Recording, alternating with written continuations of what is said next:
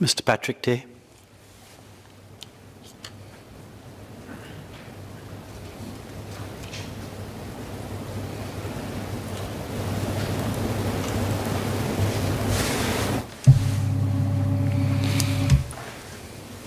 Mr. Deputy Speaker, sir, I'm a father of 3 children, one in primary, one in secondary, and one in JC.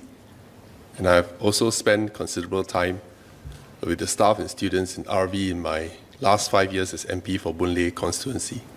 And, my heart really goes out to the families of the affected families as well as the staff and the students.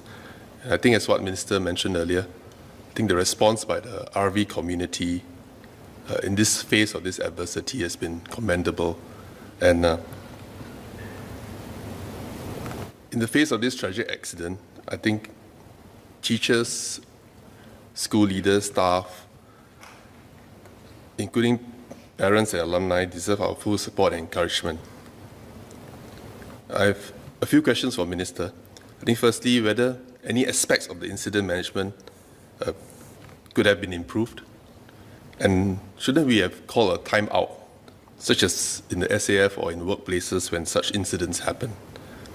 Second, in light of this incident, whether MOE will take cognizance of students who are patients at IMH or even various public sector child guidance clinics, including those seeking psychiatric treatment, for example, at private hospitals and clinics, so that the educators will be sensitized and better prepared to support and prevent trigger events.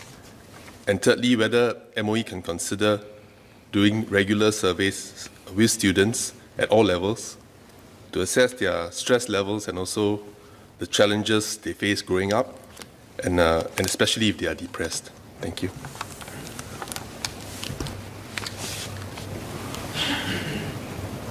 Minister Chan.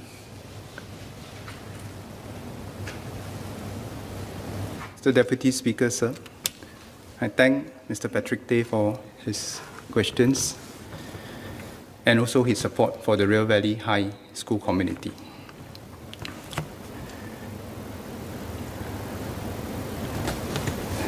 Mr. Deputy Speaker, sir, we are still conducting a review of the conduct,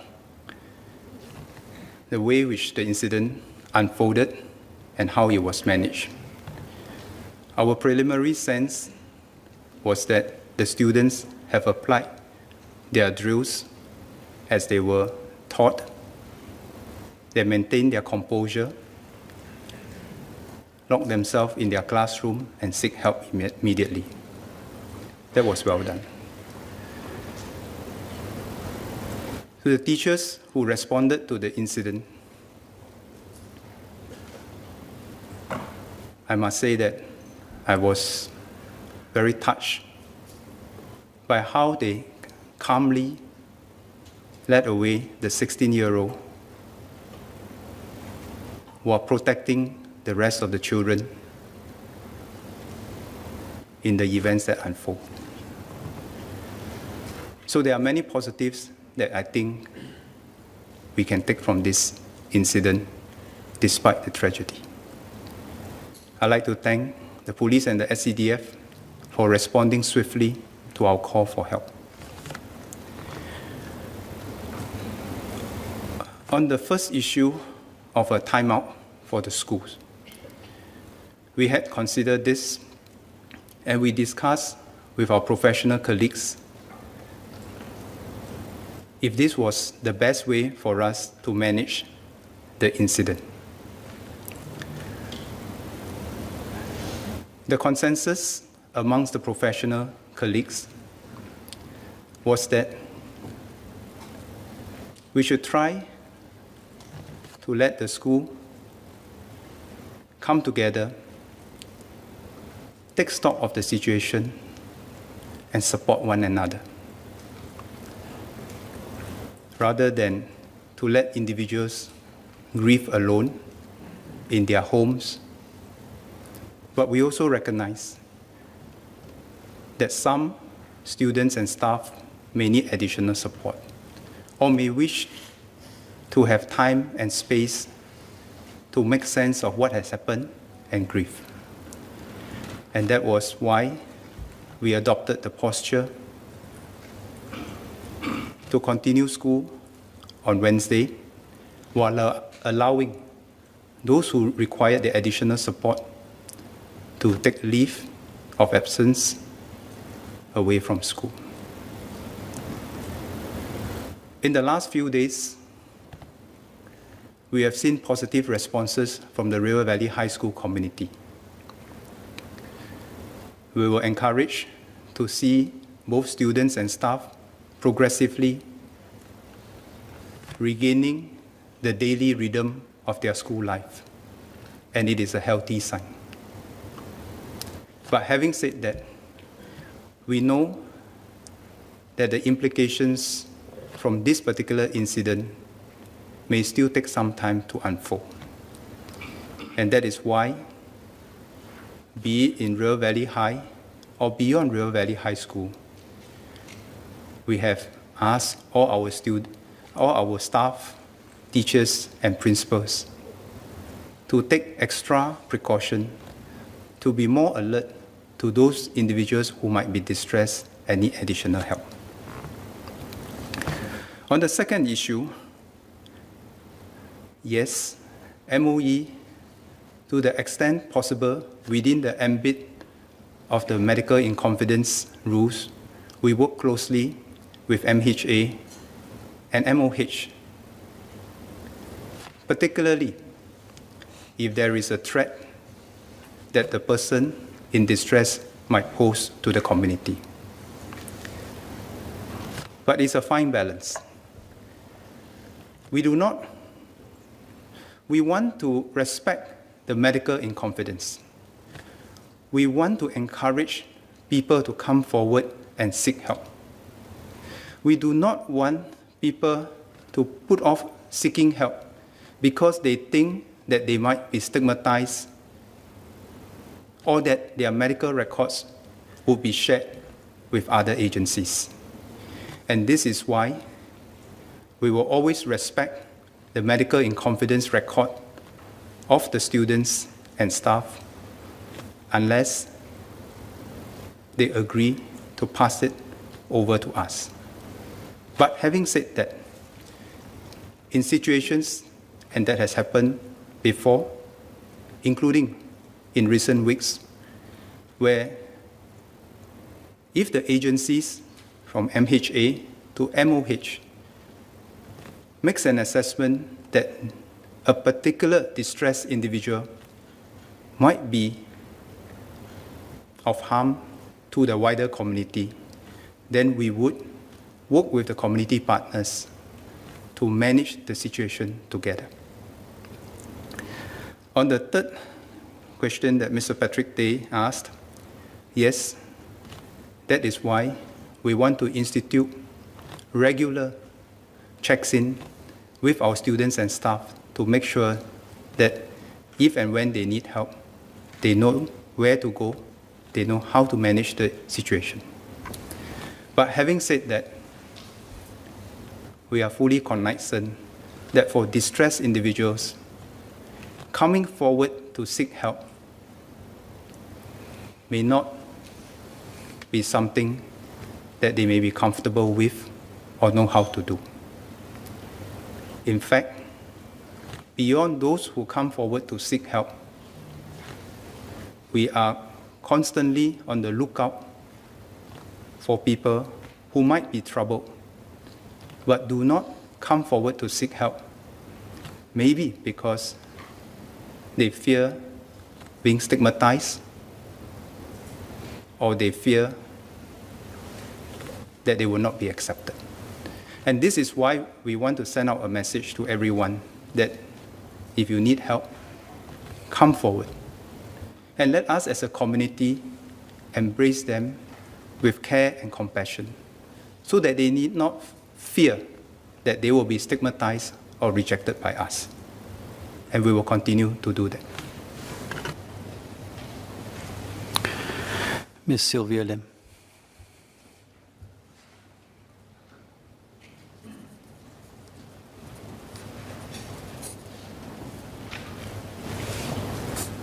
Thank you, Mr. Deputy Speaker.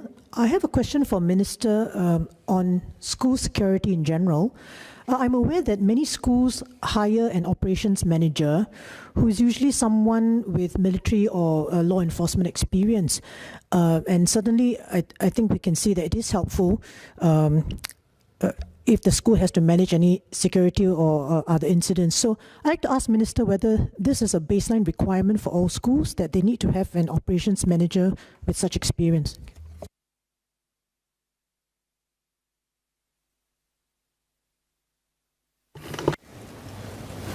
Mr. Deputy Speaker, sir, all schools have operations security personnel.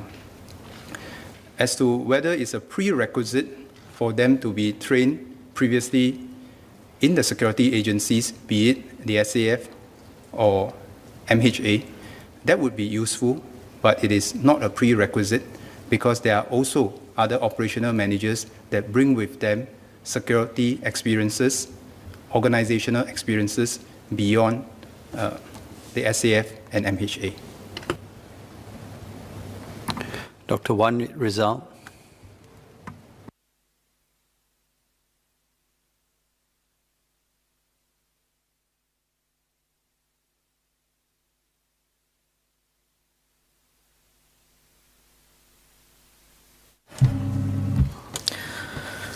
Thank you, Mr. Deputy Speaker. I would like to thank the Minister for the heartfelt and assuring statement. The incident had hit many of us hard. As a parent, I share the sadness, the fear, and the disappointment. And as an educator, you know, we wear many hats. We are not just the curators of knowledge, the choreographers of behavior. We are not just disciplinarians, we are their friend, we are their confidant. And when things go south, it's very easy to pinpoint the teachers and the staff. So the past week, thoughts of doubts, what ifs, maybes, had filled many of our heads. But fundamentally and rationally, I know that schools must remain a safe space. The security within our schools go a long way in instilling the confidence for our students, parents, teachers, and staff.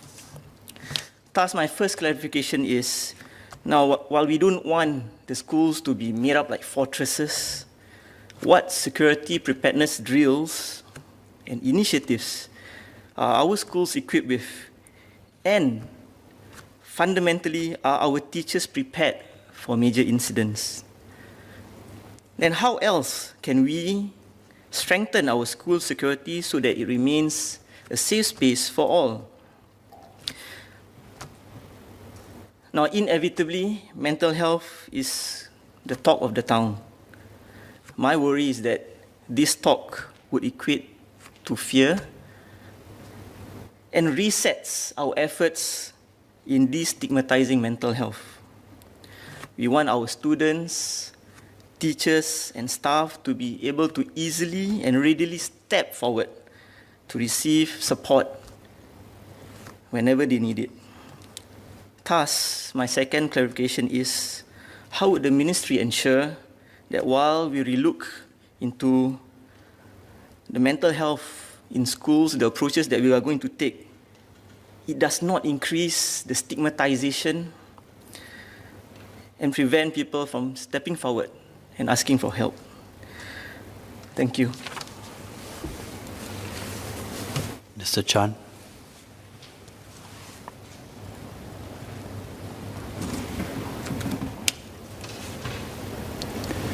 Mr. Deputy Speaker, sir, I thank the member for his kind words for our teachers and educators. Indeed, it is not easy to be a teacher. Today, the role of a teacher goes beyond just imparting knowledge to our younger generation. They take on many responsibilities, including the guidance to our children in their social, emotional development, in their career choices, and so forth. But in my short time in MOE, I have seen the determination in our teachers to want to do the best for their children under their charge. No matter how hard it might be, or how tough, or how varied the challenges might be. On the drills for the students, actually, when we did the drills with the students, the baseline scenario was in the event of a terrorist incident, an external threat.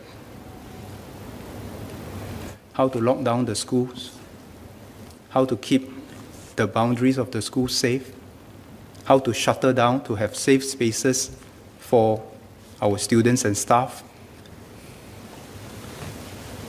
such that we can buy time until reinforcement or the security forces arrive. But having said that, in the response to this particular incident, I think the students and the teachers all show the presence of mind to be able to apply their drills, a bit from a different scenario, into this scenario to safeguard one another. So I think we will need to continue to have a variety of scenarios to alert our security managers, students and staff to the range of threats that might happen. But despite that range of threats, some of the basic fundamental drills, the principle behind the drills are applicable. And that has been demonstrated in this particular incident. I've discussed with my school principals as well. We would, of course, like to have more of our teachers cross-trained in security incident management. And we will want to do that. And going forward, we will want to expand the group of people who are trained in such incident management so that every school can have the confidence to respond adequately should such an incident happen. Today, teachers and staff do get posted and rostered to different schools. At any point in time, the schools have a responsibility to make sure that they have an intact incident management team and they have sufficient trained people to execute the drills with the students. In the event, because of the posting cycle, if there is a shortfall, we will quickly remedy that by making sure that the necessary people are trained to execute the actions accordingly. On your second point, it is something that concerns us as well. We have asked ourselves that through this incident, will our wider community,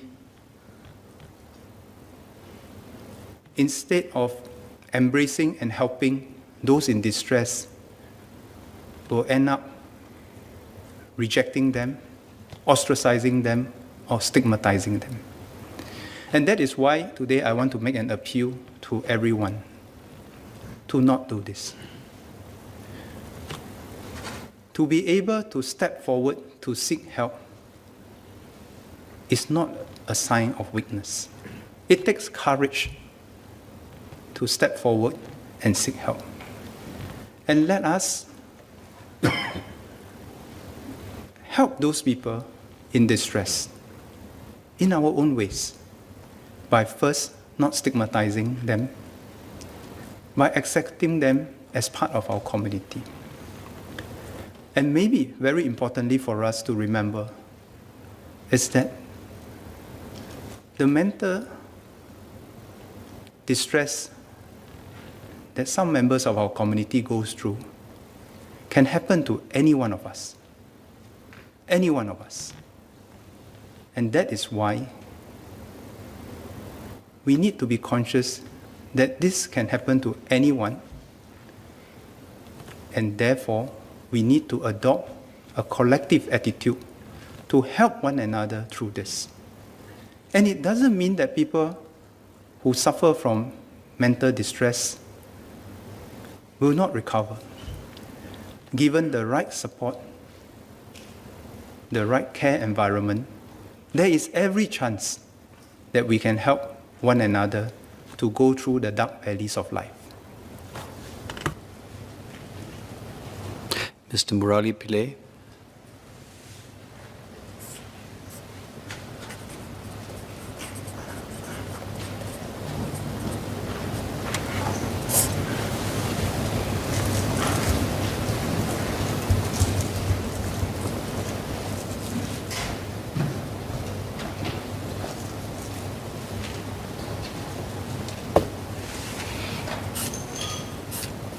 Mr. Deputy Speaker, sir, I join the Honourable Minister in expressing our sadness to the affected families and wishes for them to overcome their grief, as well as wishes to the affected students, teachers, staff, and principal of RV in overcoming the tragedy that befell on them. I would also like to take this opportunity to thank the Honourable Minister for his personal leadership in handling this tough incident. And I know that I speak for a number of other Honourable MPs as well. And he can be assured that he has our full support in his endeavour to make RV emerge stronger and the rest of the school system stronger as well. Sir, I have a question in relation to making mental resilience a desired outcome of education for all students. So as the Minister mentioned, already certain subjects or certain programs in schools are geared towards this. He had also shared that if he were to just target those students who are susceptible to mental issues, there would be an issue of stigma, they may not come up. So why don't we put mental resilience as a strategic objective in school and ensure that our children, when they emerge from the education system, they are mentally resilient to deal with the challenges of the future. And this would resonate throughout, because when they enter the workforce, they'll be mentally resilient. When they become parents, they'll be mentally resilient, and so on. Thank you. Minister Chan. Mr. Deputy Speaker, sir, we fully agree with Mr. Murali that mental resilience is one of the outcomes we want from our education system. Indeed, and perhaps this is even more important than ever before, I've described the kind of new challenges that our young people have to go through growing up nowadays. The world will become more uncertain, more turbulent. Success in the future will not just depend on our technical competencies. Success in the future will very much also depend on the resilience of our people as individuals and as a society. And that is why we fully agree with Mr. Murali. And this is the reason why we want to balance our curriculum. That despite COVID, we want to bring back the CCAs for the older students as soon as possible. This is part of character development. This is part of the process for them to build social bonds and to develop their emotional and psychological resilience. And we will do this as soon as we can. We will find ways to do this, notwithstanding COVID, because schools is not just about academic pursuits. School is about the holistic development of our children. So we will definitely want to do more for our students in this turbulent world. And we thank Mr. Murali for your support. Dr. Shahira Abdullah.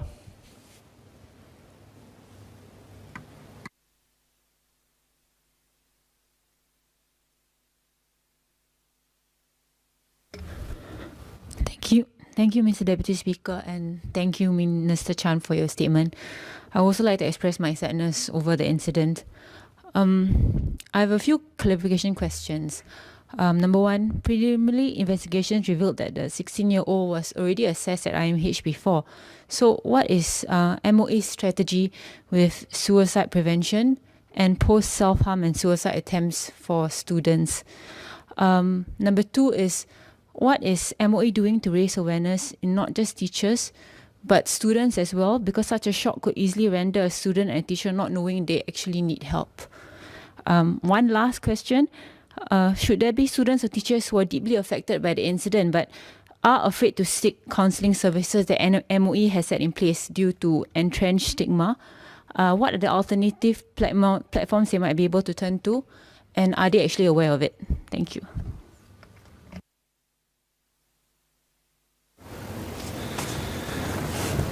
Mr. Deputy Speaker, sir, to Dr. Shahira's first question, this is where I shared just now. Maybe excuse me, I cannot speak about this particular incident in specific because the case is before the courts, but I'll speak in more general terms of how we deal with the medical records of people who seek help. So I'd just like to assure everyone that when someone comes forward to seek help, we respect the medical in confidence information. This will not be passed around to different agencies. Only in the exceptional cases where there is a real threat that agencies might then take actions to work with other agencies to preempt this. So I give an example. If somebody steps forward and seek help, we will keep the information in confidence. But if somebody in the process of seeking help exhibit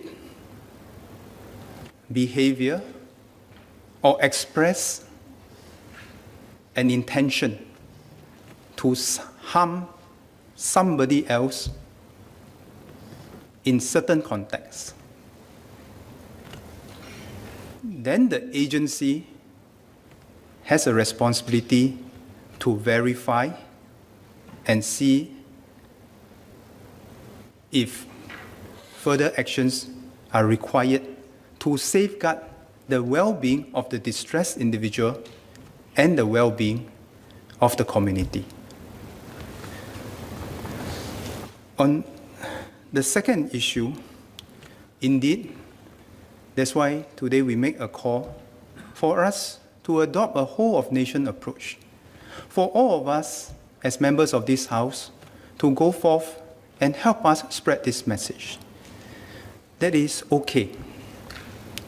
It's okay to seek help. It can happen to any of us. It's okay to seek help. It's okay to seek help early. And there is no stigmatization to seeking help. And we should not, in our own behavior, in any way ostracize or stigmatize people who come forward and seek help. On the third point, we are very aware, and I'm very concerned. It's not just that some young people do not know how to seek help or where to seek help. We have also come across cases whereby parents are unsure how to seek help and where to seek help. That's why it requires us as a community to reach out to students, to youth, to families in distress, to encourage them to seek help. And it need not go through the school. There are community services available. There are professionals available.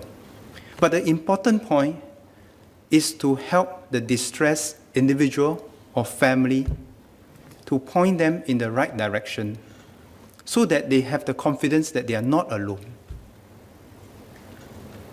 And this is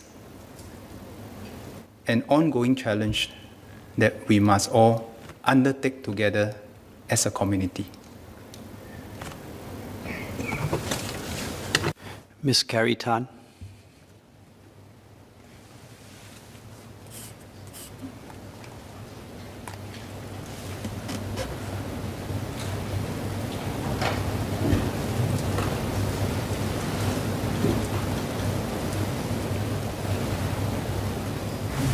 Thank you, Deputy Speaker. Firstly, my condolences to the family and friends of the deceased. I am heartened that the Minister has taken a very decisive step amidst this tragedy to take a step to decelerate the pace and to scope down on our major exams when it's needed to prioritize the mental health of our students and teachers. At the same time, I would like to ask the House and our people to avoid knee-jerk reactions, but allow the death of this precious young life to be a beacon of light for us to ask the right questions and deeper questions, to seek the answers on what's needed to protect and nurture the mental health of our people. And to that purpose, I asked the Minister, how are we strengthening our mental health discovery and support measures?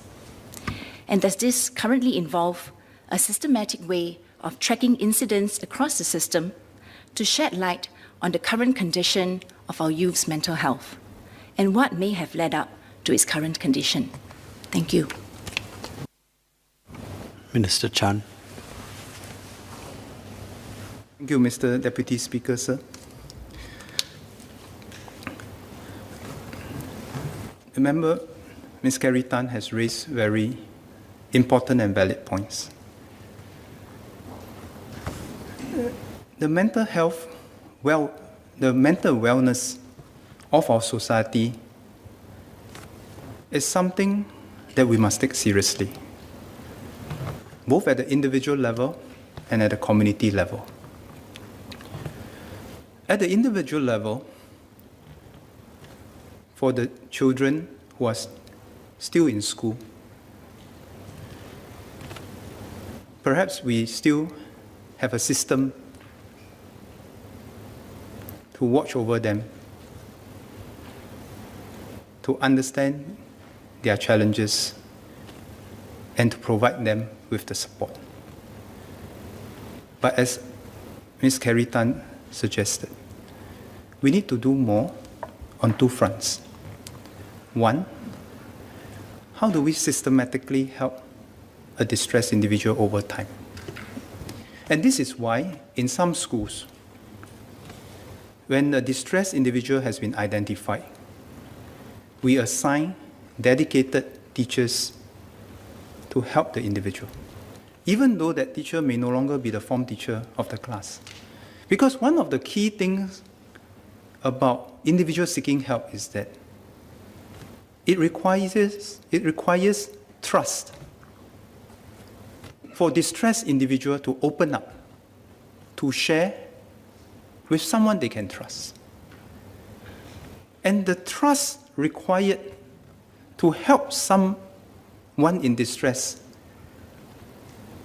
requires time to build that trust. That is why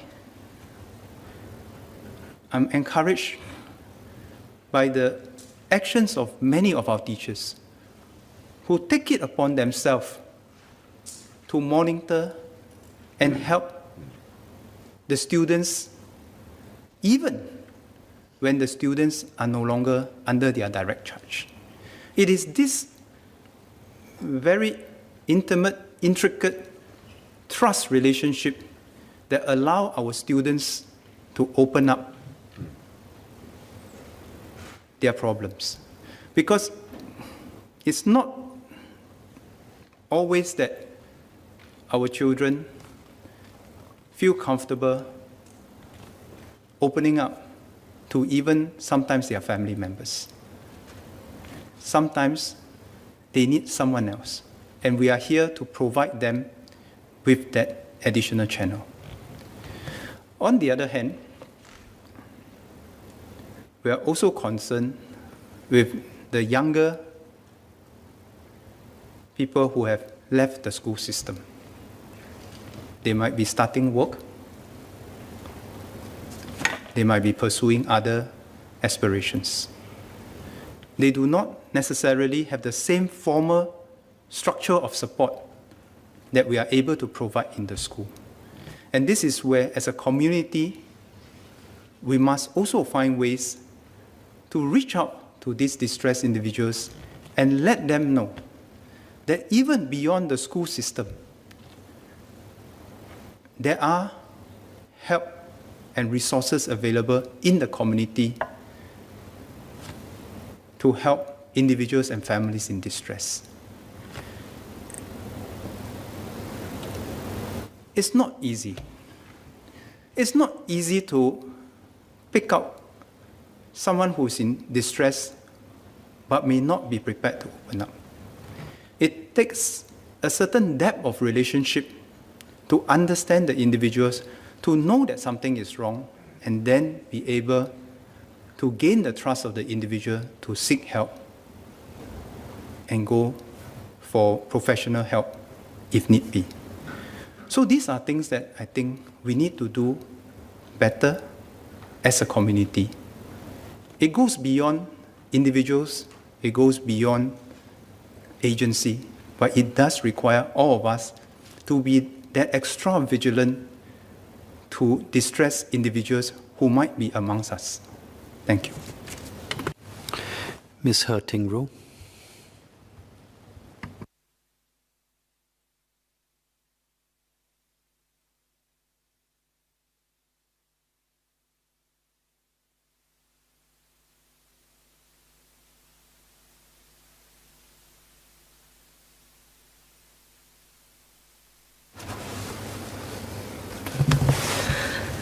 Thank you. I have some clarifications for the Minister.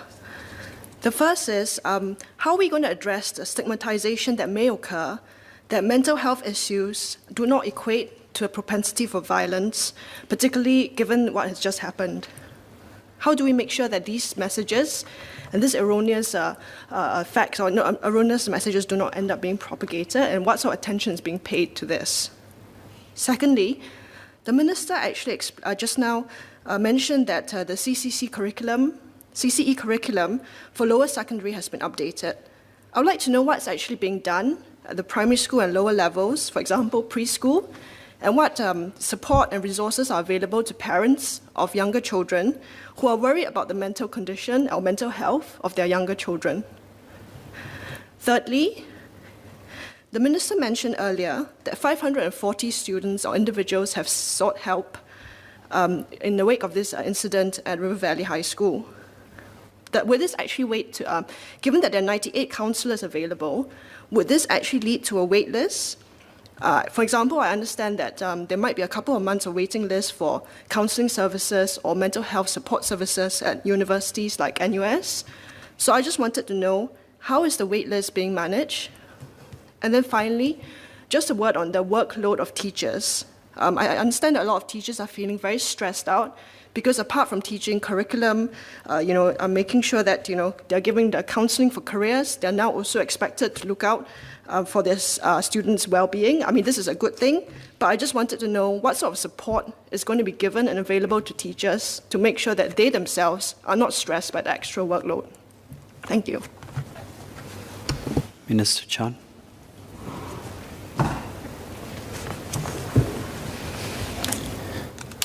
Mr. Deputy Speaker, sir, we agree with Ms. Herting-Ru that we must not stigmatize people who come forward to seek help. We also agree, and we hope that the House will help us spread this message. Not every distressed individual is a violent individual. The distress can express in various forms. It could express in being withdrawn. It could express as self-harm. And perhaps in extremis, and only in extremis, it expresses itself in harming others. So I think we all can help to spread this message. Second, having done the review of the CCE curriculum for the secondary schools and in the process of implementing it, MOE will continue to comb through and update the rest of the CCE curriculum, including the primary schools. Third, yes, while 500 over have come forward to seek help, I want to perhaps share with members that not all 500 require the same level of intervention.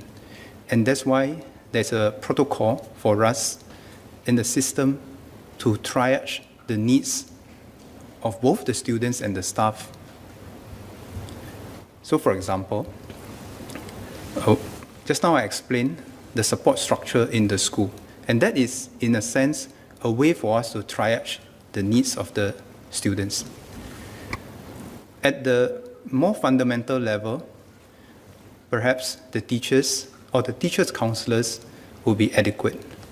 At a different level of help required, then we have the school counselors and the professional counselors beyond the school system. So this is how we work the system to triage, to make sure that the respective individuals get the appropriate level of help for them to overcome their challenges. And this we will continue to do. And you brought up a valid point. That's why in the River Valley incident, we are most concerned with both the mental well-being of our students and staff. In fact, many of the staff who responded to the incident, they themselves might require some assistance. And we will continue to provide the necessary assistance for them. But Ms. Herting-Ru also raised this point, that perhaps all of us can also do our part to support our teachers. All of us as parents, we can do our part to support our teachers, bearing in mind, as what has been shared, that the load on today's teacher has heightened because of the needs to take care of many other matters, including the emotional well-being of our children beyond the academics. So I think as parents, let us work together with our teachers, find ways that we can support our teachers as well, in peacetime and in crisis. Let's work through the parent support group, so that the parent support group not only support the school, but also support one another and be an added avenue for parents or children who require additional help to have an additional channel of support.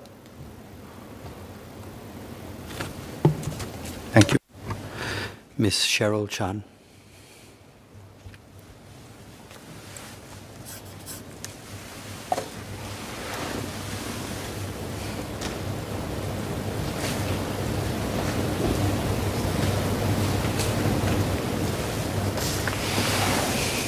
Thank you, Deputy Speaker. Let me begin by expressing my sincere condolences to the family of the deceased. Sir, there seems to be in the incidents of bullying, right, in schools to be on the rise. So I would like to ask Minister if this particular tragedy and also those students who have come forward to seek for help or counseling, could it also be related to bullying? And what is MOE actually doing to address, these cases of bullying as well as cyberbullying in schools?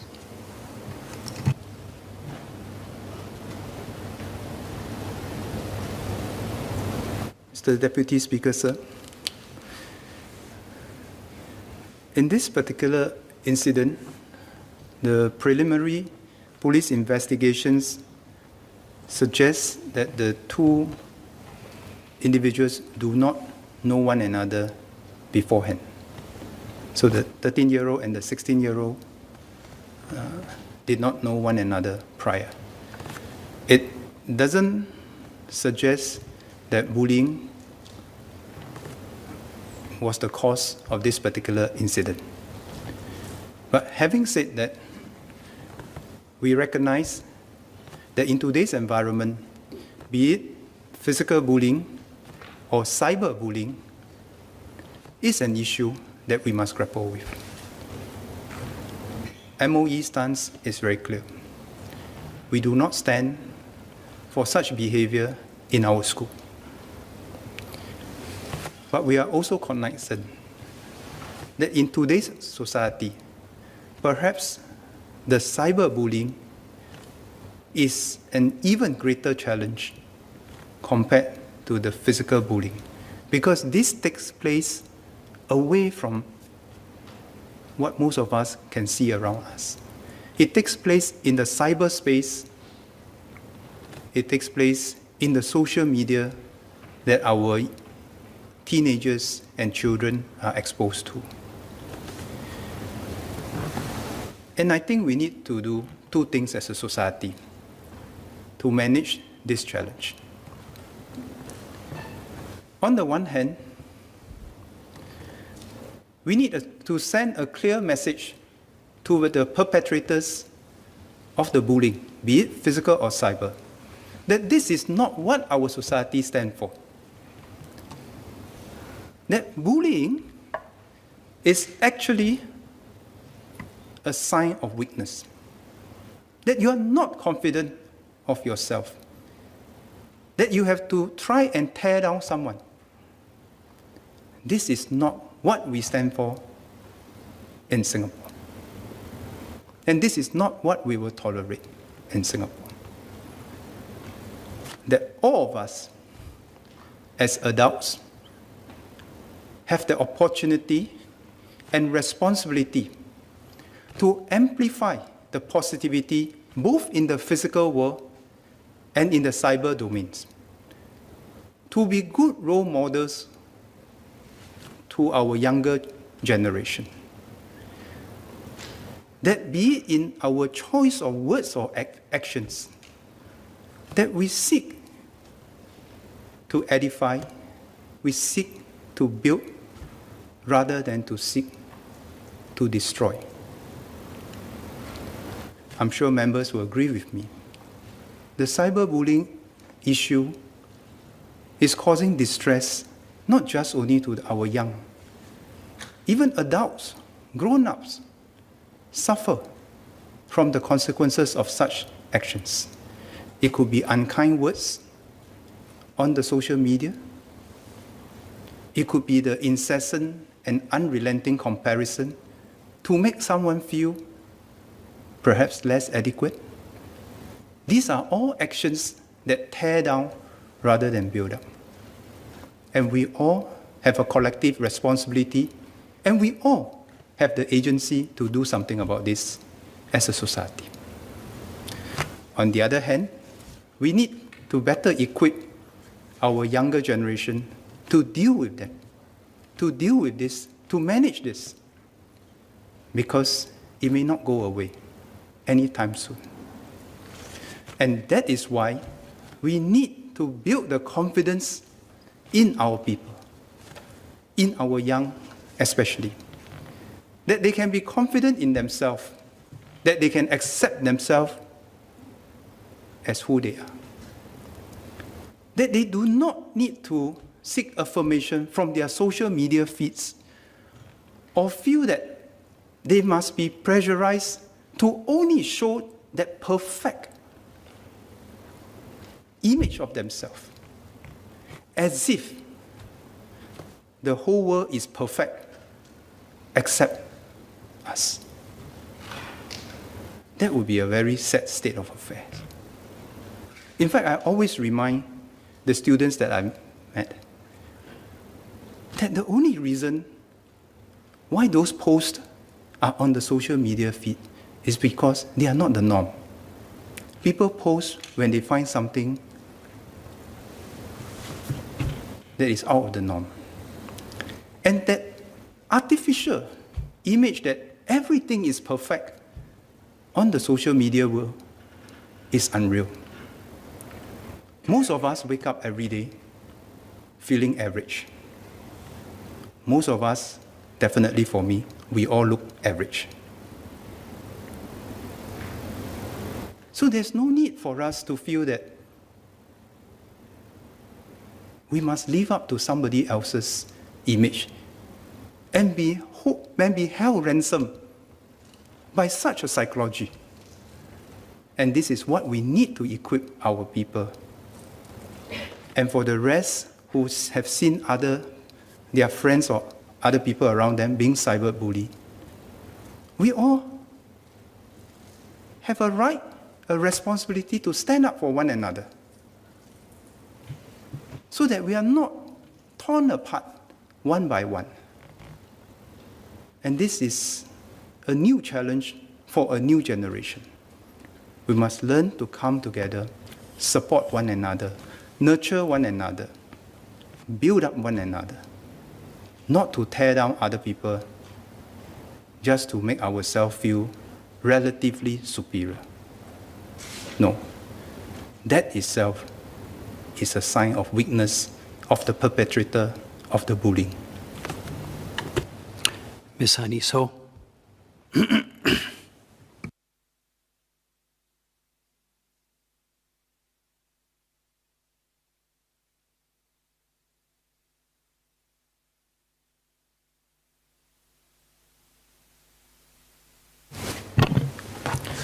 Thank you, Mr. Deputy Speaker. This pandemic has brought much stress to our students, especially those who are taking their major exams this year. It is heartening to note from the Minister's speech that to alleviate the students' stress and revision loads, the common last topics for PSLE, GCE, and A levels will be removed. I also understand from what Minister has shared earlier, in relation to strengthening the social-emotional skills amongst our students, the CCE curriculum on mental health literacy has been introduced for lower secondary levels and is in the midst of reviewing for primary schools. In this aspect, I wish to suggest or recommend that perhaps it's the right juncture to consider implementing it for a start for our primary 6 students onwards, and also involving their parents' participations. I recall during a motivational talk which I conducted last year in my capacity as a school advisory chairman. I've been doing such talks for the past few years for P6 students. Unlike the previous batches, this batch of students looked pretty worrying. I observed that some of them were in tears and worrying that they might disappoint their parents as a result of the less desirable results that they may get from their final year exams. Thank you.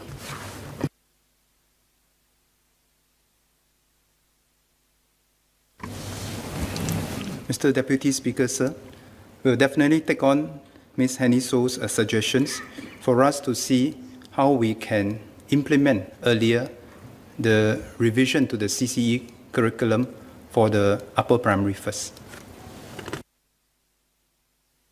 Ms. Hazel Poir.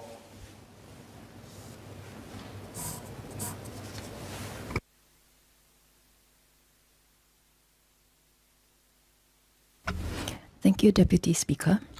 This incident, as well as the incident at SJI, have thrown the spotlight on the importance of mental health. Last year, the number of suicides among boys aged 10 to 19 was at a record high. I echo Mr. Patrick Tay's call, which the Minister did not specifically address, and urge the Minister to consider implementing measures to regularly and systematically monitor the mental well-being of our students, like how we monitor their academic achievements and physical fitness. This can be in the form of questionnaires that measure stress level, anxiety, and depression. I understand from mental health professionals that such questionnaires are already available. The outcome of these questionnaires will allow us to proactively reach out to students who need help. Without measurement, we act and react with a blindfold. Second question that I have is, based on earlier exchanges, there is recognition that the workload on our teachers is heavy. Such being the case, why is the enrollment at NIE dropping? Thank you. Minister Chan. Mr. Deputy Speaker, sir, my response to Ms. Hazel Pua's 2 points. First, yes, today we do track our students' mental health. It may not be through the survey that she mentioned. We'll certainly take a look at the kind of surveys possible. But I want to highlight one point from what we understand. Surveys, questionnaires can be helpful, but beyond looking at trends, I think we need to build a relationship of trust that can allow our youth to seek help. So it's not just measurement alone that we should be concerned with. What is perhaps even more important is to build that trust, that relationship that allows, encourage, and not impede our people seeking help. So we will do both in this. Second, we'll continue to recruit teachers based on the cohort requirement, but at the same time, the way we are structuring the work in the school now is that there are teachers, there are also teachers counselors, there are also counselors, and there are also operation managers, admin managers, so that certain people specialize in certain functions, rather than exactly like what was suggested, that perhaps many, many years ago, that we would put all this workload from administration to operations to teaching to counseling all on the shoulders of our teachers. And so the NIE numbers does not reflect the overall support structure that we're putting in place to execute the various operations in the school, including the teaching and the social-emotional health monitoring of our students. Mr. Liang Yinghua.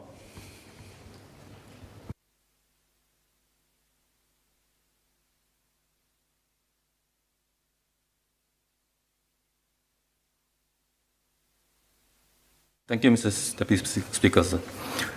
In my meet-the-people session, I do encounter a few cases for school transfers, where parents who have children studying in so-called more competitive schools found their child unable to cope with the pressures or unable to fit to the school environment. So their child's emotional well-being, the learning developments are all affected. So can I ask the Minister if MOE can be more sympathetic to such requests to facilitate transfers?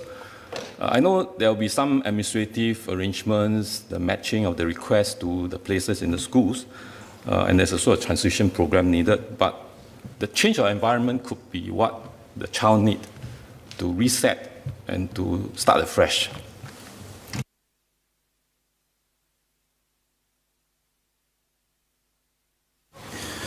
Mr. Deputy Speaker, sir, two responses to Mr. Liang Yinghua's question and comment. First, I'd like to reassure Mr. Liang Yinghua that we will certainly look at all requests for the transfers of school sympathetically, compassionately, especially if it helps us to improve the well-being of the child. The well-being of the child is our foremost consideration in enabling parents to help their child find a more suitable environment. Which then comes to the second point I want to make, and this is key. I think all of us in our MPS sessions would have come across parents who desire their children to go to a certain school. Sometimes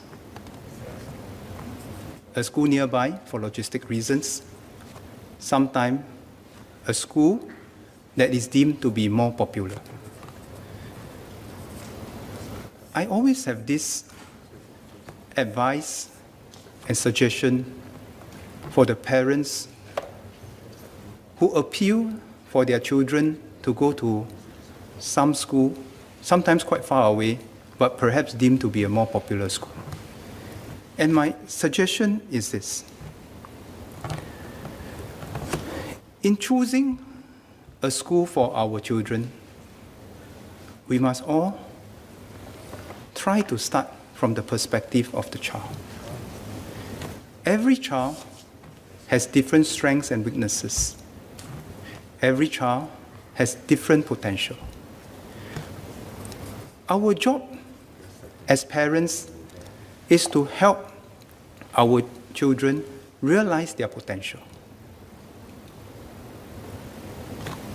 For them to go to an environment where they can feel confident and comfortable, developing their potential, finding their footing. And it is always very sad,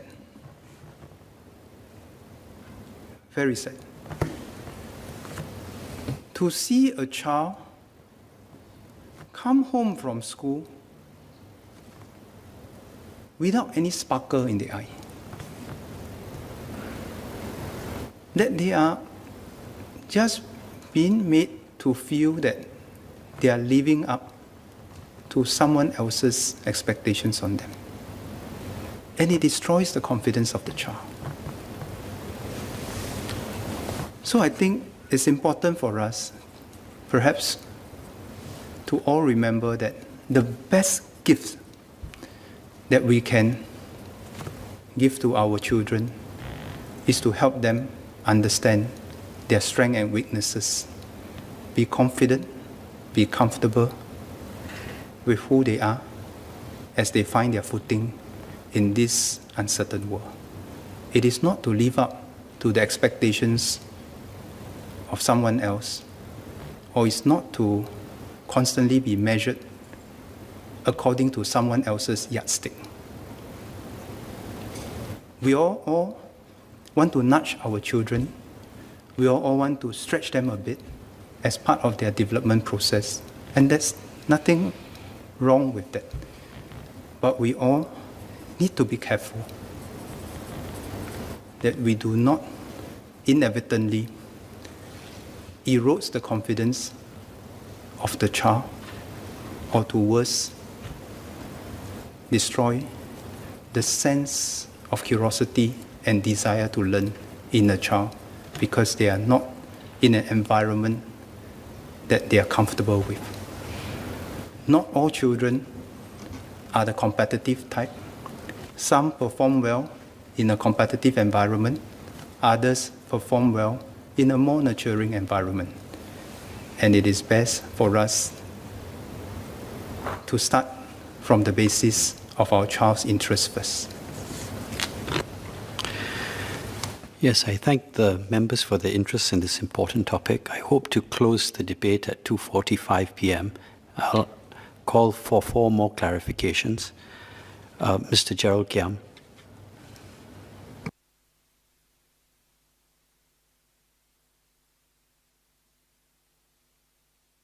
Thank you, Mr. Deputy Speaker. I would like to express, as a parent of young children, including a 13-year-old, my deepest sympathies to the family of the 13-year-old student and the RVHS community. So it is important that mental health services are easily accessible to students. Can I ask this, if the school counselor is a dedicated resource or also an educator with teaching responsibilities? Second, can schools schedule all students to have a short meeting with the school counselor at least once? This will dispel the mystery and stigma of seeing a counselor and will be similar to how all students are scheduled to see the school dentist regularly. And lastly, regarding school security, can the minister confirm that all classrooms can be locked from the inside and students, including very young primary school students, are taught how to do so? This is so that attackers will not be able to easily enter classrooms where students are hiding. Thank you. Mr. Deputy Speaker, first clarification for Mr. Gerard Giam. So I've mentioned we have teachers, counselor, and we have school counselors. School counselors are dedicated counselors who have no teaching responsibilities.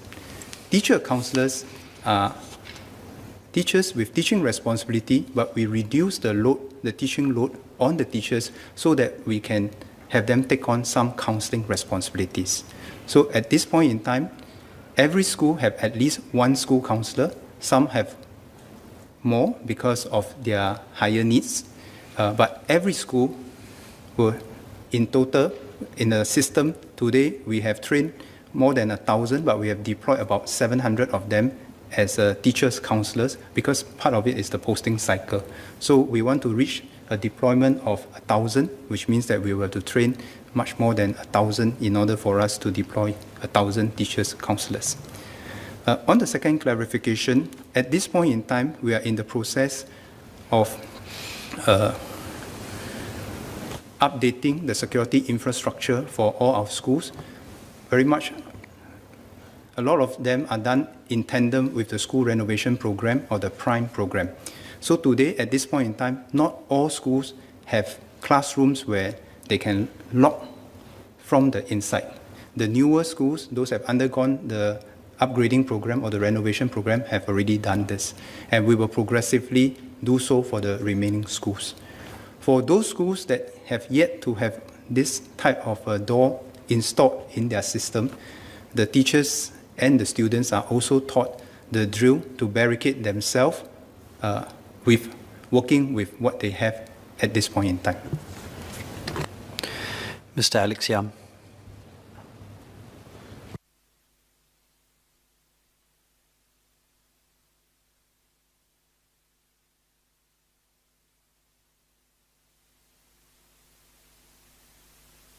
Thank you, Mr. Deputy Speaker, and thank you to Minister for your statement. I think Minister's statement was very reassuring in terms of the number of counsellors and the number of students that have come forward. I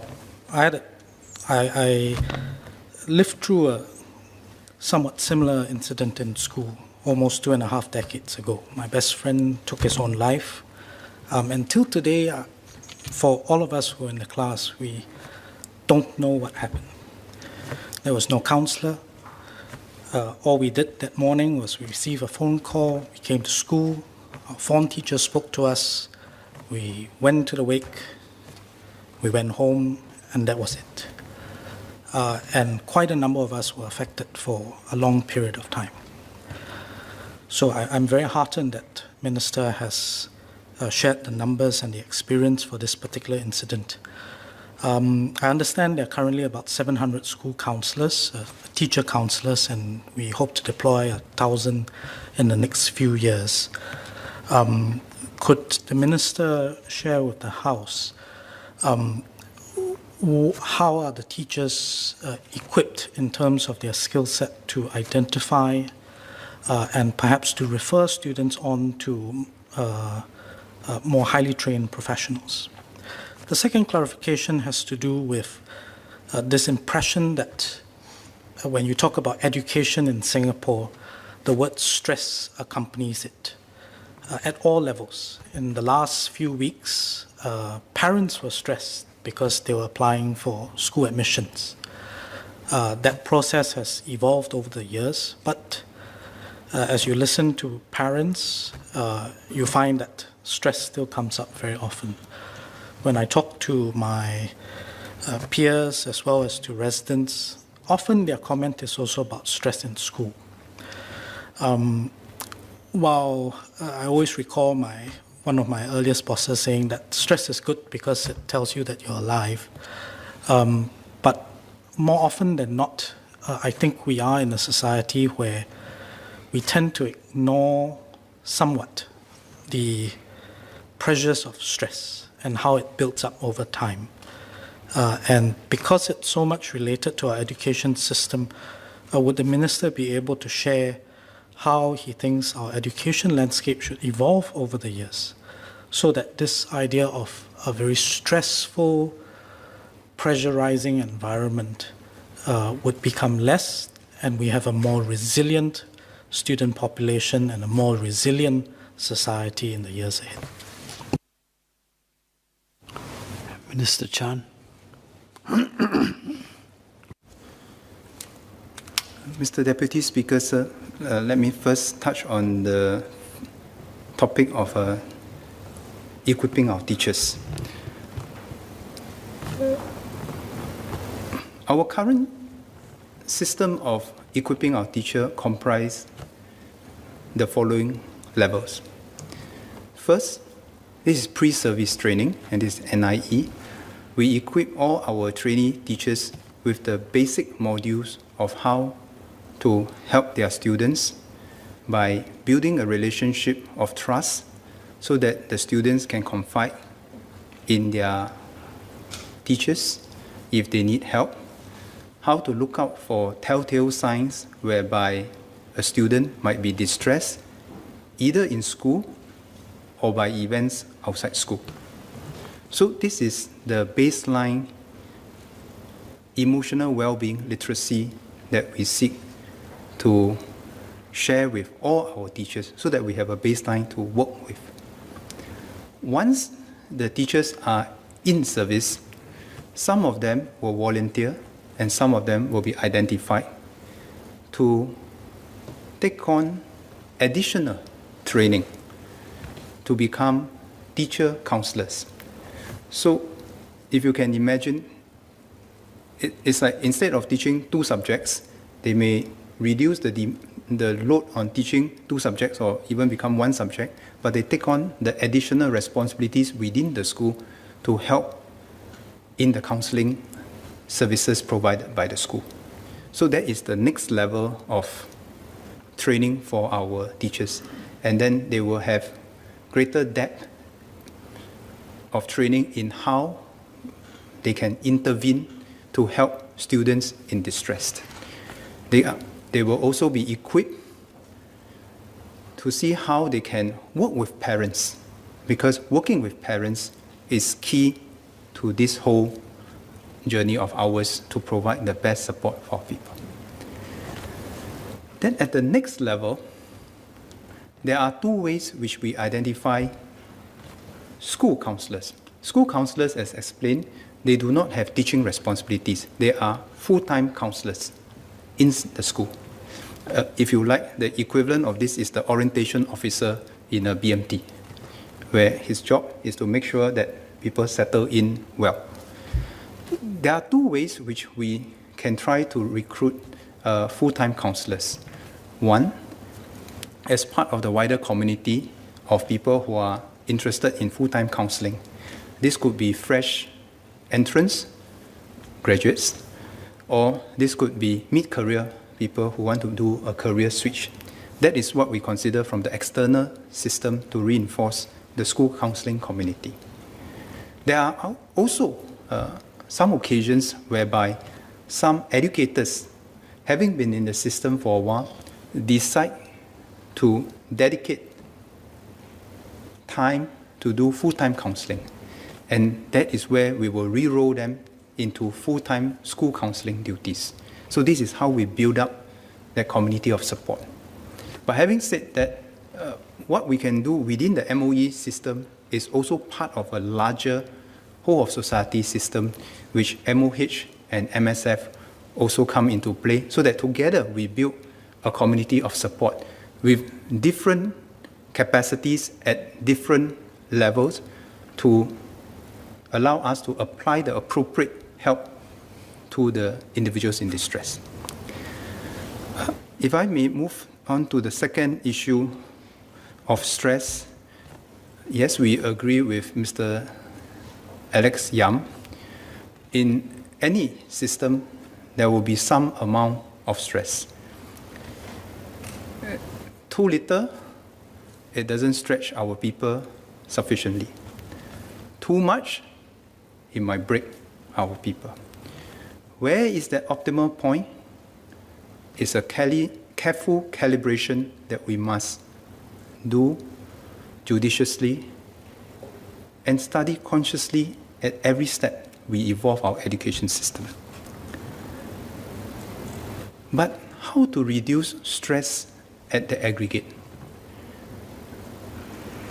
I will be saying more of this to the school community in this year's work plan seminar, but I just want to raise 2 points for consideration for all of us, so that we can perhaps think about this and in our own way help to carry this message. The first is this, the definition of success. It is already hard enough for our young people to try to excel and do better than what they have done yesterday. That constant strive for excellence itself is a positive stress for them to aspire to achieve more. But we must be very careful. We must be very careful that this strive for excellence to better themselves doesn't turn into a situation where the definition of success is dictated in someone else's image. There is an incessant and unrelenting comparison with somebody else. So this is one dimension. The second dimension, which we believe in MOE, and I hope to share my previous experience in NTUC and MTI with the school community, is this. Remember that we have a broad definition of success. It's not just only about academics. People do well in life across many dimensions. And we all don't have to go after the same yardstick. We all can strike out in our own ways, contributing in different capacities to the development of our nation. And I'd just like to share one story I learned from the Israelis. They also have a national service system. They also very often have their people going on what they call a gap year or some gap months after their national service for both boys and girls before they perhaps enter universities or go on to work. One Israeli told me they have a very common question that they ask amongst themselves: what they do during the gap year or gap months. They like to ask this question. Not where my friends have been to and therefore I want to go. They ask this question: where have my friends not been to? And I will want to go and explore that place and bring back something different for my country and my society. This struck me and left a deep impression on me, because it tells me that this nation is not all going after the same definition of success. They all believe in that diversity of ideas that can come from all around the world. That they will travel to different parts of the world to try to learn something new, something different, something that will enrich their society, something that will allow them to distinguish themselves, something that will allow them to cross-pollinate ideas and create new ideas. I thought it's a powerful idea. I thought if all of us can take a leaf out from this, we will be a much more resilient society with diverse capabilities and perhaps much less stress in all trying to pursue the same objective. Those are my two humble suggestions for consideration. Mr. Dennis Tan.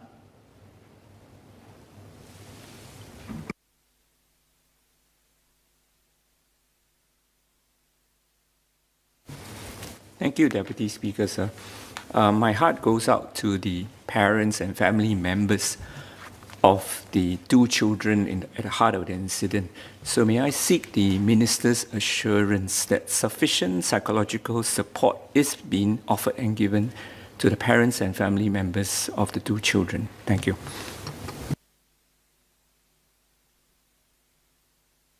Minister Chan. Mr. Deputy Speaker, sir, I want to assure Mr. Dennis Tan that the well-being of the two affected families are uppermost on our mind as well. So we are indeed extending our care and support to the two families.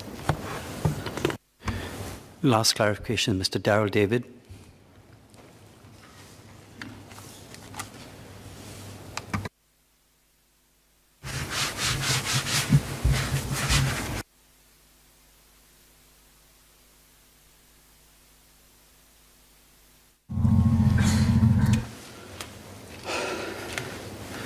Thank you, Mr. Deputy Speaker.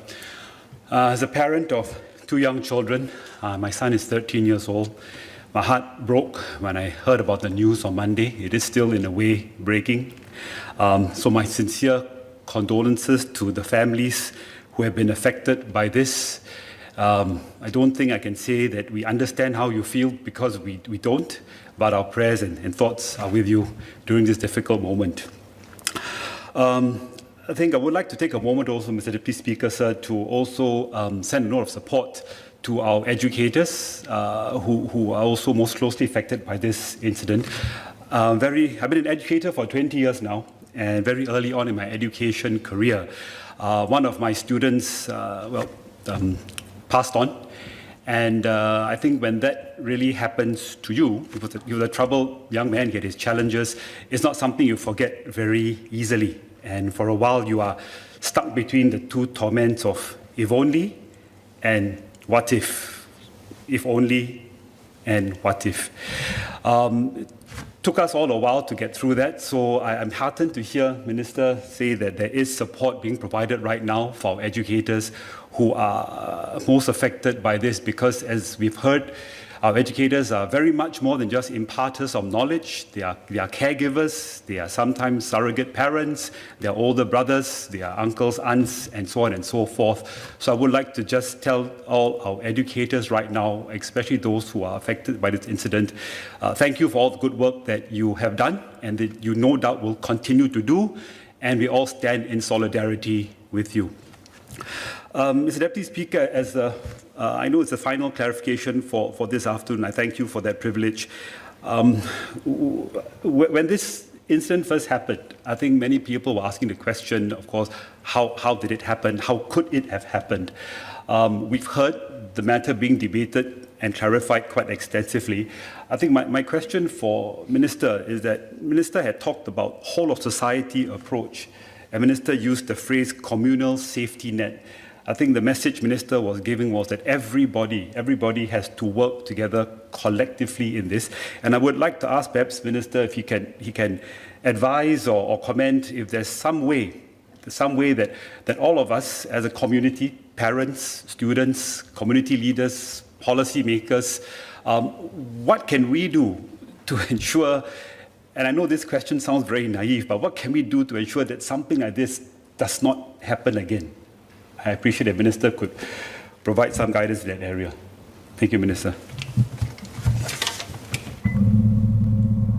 Minister Chan. Mr. Deputy Speaker, sir, I thank Mr. Darrell David for his comment and question. Mr. Darrell David's final question is a very important one. How do we minimize the chance of this ever happening again? And perhaps we should start on the premise that this can happen again. But the chances of this happening again will be much diminished if we all come together to support one another. If we all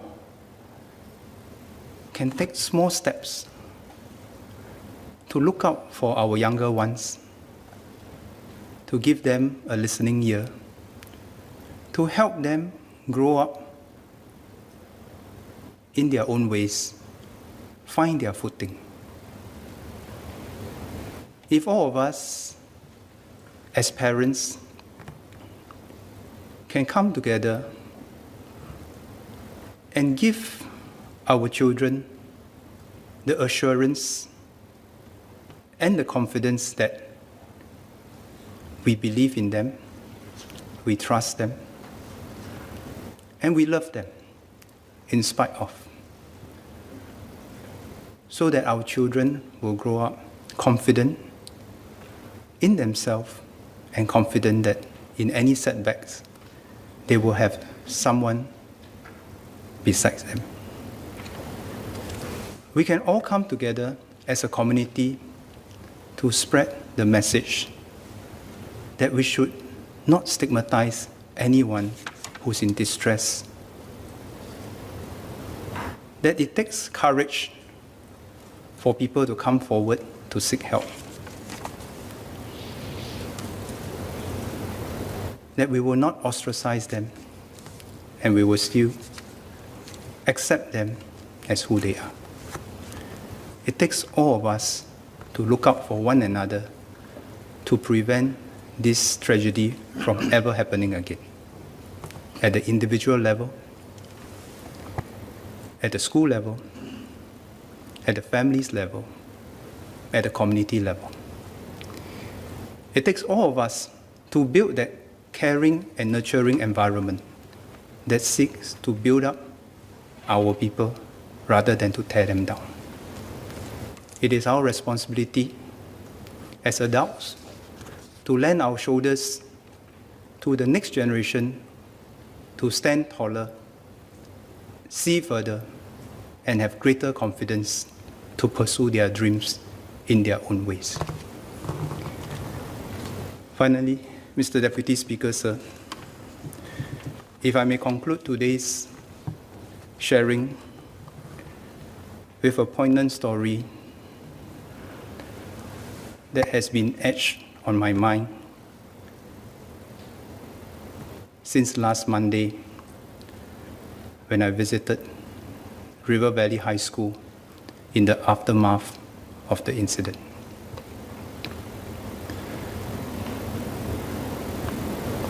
I saw two things.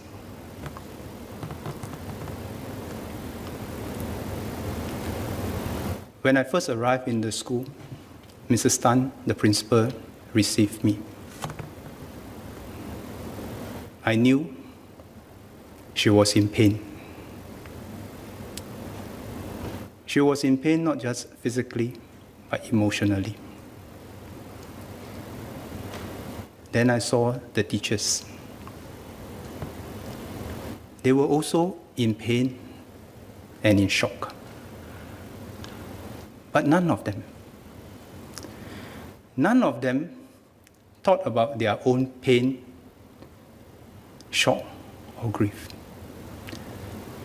They were all busy running around, making sure that each and every children under their charge was well taken care of first. They didn't even have time to think about themselves nor grieve. Such is the dedication of our educators.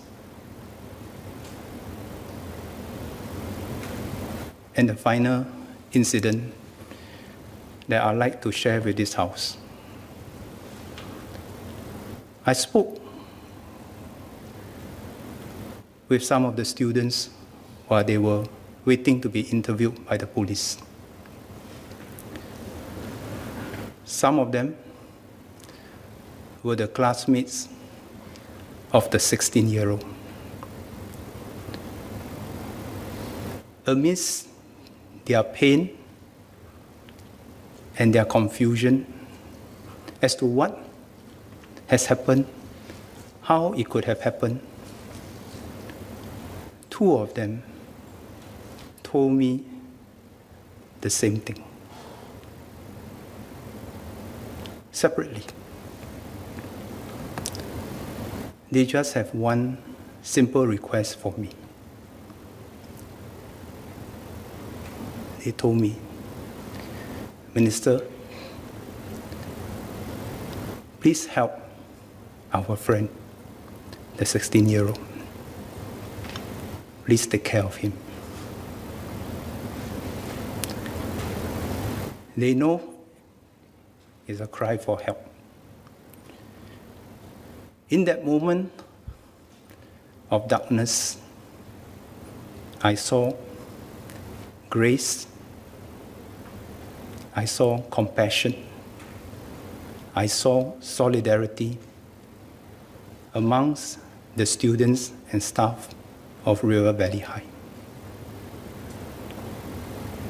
The way they carried themselves, the way they responded to the incident will be etched in my mind forever. And it is they who will inspire us to do all we can for the next generation, for the distressed members amongst us in our community, regardless of age, that we will do our utmost